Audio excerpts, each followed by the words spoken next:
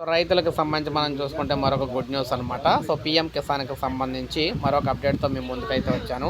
PM Kisan 17వ విడతలో భాగంగా రాష్ట్ర ప్రభుత్వం ఆల్రెడీ ఇప్పటికే మనకి అన్ని రాష్ట్రాలకు సంబంధించి ఆదేశాలు అయితే అందినాయి అనమాట.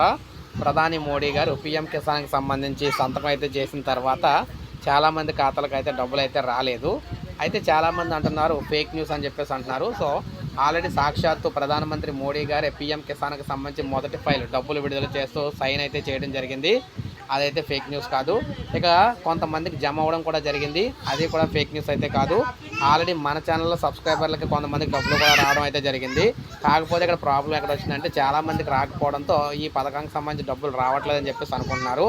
సో ఖచ్చితంగా అయితే వస్తున్నాయి. అయితే మనకి 18వ తారీఖు వరకు కూడా డబ్బులు అయితే వస్తాయని చెప్పేసి చెప్తూ ఉన్నాం అనమాట. సో 18వ తారీఖు వరకు కూడా ఈ పథకానికి సంబంధించి డబ్బులు అయితే వస్తూ ఉంటాయి. అందువల్ల 18వ తారీఖున రైతులతో మీటింగ్ అయితే ఉంది మోడీ గారి. ఆ తర్వాత మనకి అందరికీ ఒకేసారి అయితే మిగిలిన వరకు అయితే వచ్చేస్తాయి అనమాట.